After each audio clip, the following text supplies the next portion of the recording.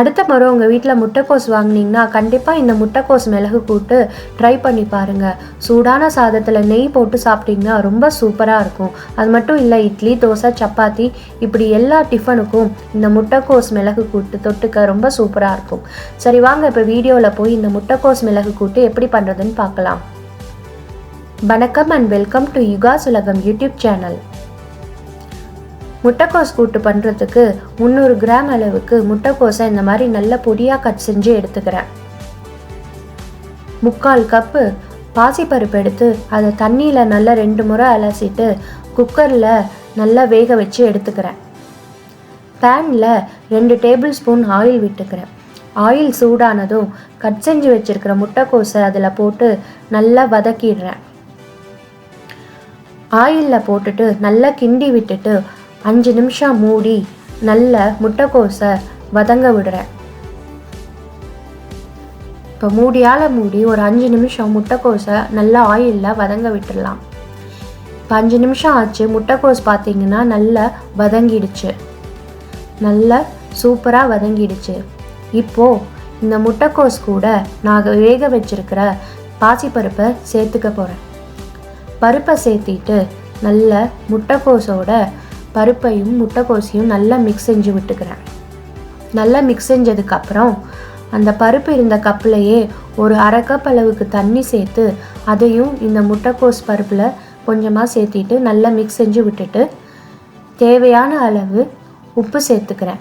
உப்பை சேர்த்திட்டு நல்லா அதையும் மிக்ஸ் செஞ்சு விட்டுட்டு ஒரு 5 நிமிஷம் பருப்பையும் முட்டைக்கோசையும் நல்லா அடுப்பை ஸ்லிம்மில் வச்சுட்டு வேக விட போகிறேன். இப்போ மூடியால் மூடி பருப்பையும் முட்டைக்கோசையும் வேக விடுறேன். அது வேகிற டைமில் மிக்சியில் 1/4 கப்பு தேங்காய், 1 டீஸ்பூன் ஜீரகம், 1 டேபிள் ஸ்பூன் மிளகு எல்லாத்தையும் சேர்த்துட்டு கொஞ்சமாக தண்ணி சேர்த்து நல்லா கொரகொரப்பாக இந்த மாதிரி அரைச்சி எடுத்துக்கிறேன். ரொம்ப நைஸாக அரைக்க வேண்டாம், கொரகொரப்பாக அரைச்சி எடுத்துக்கிறேன். இப்போது பருப்பும் முட்டைக்கோஸும் நல்லா வெந்து வந்துருச்சு. பாருங்கள், முட்டைக்கோஸ் பருப்பில் நல்லா வெந்துருச்சு. இப்போ இந்த முட்டைக்கோஸில் நான் அரைச்சி வச்சுருக்கிற தேங்காய் மிளகு பேஸ்ட்டை சேர்த்திக்கிறேன். பேஸ்ட்டை சேர்த்திட்டு நல்லா மிக்ஸ் செஞ்சு விட்டுக்கிறேன். இப்போ ஆல்மோஸ்ட் நமக்கு கூட்டு ரெடி ஆயிடுச்சு.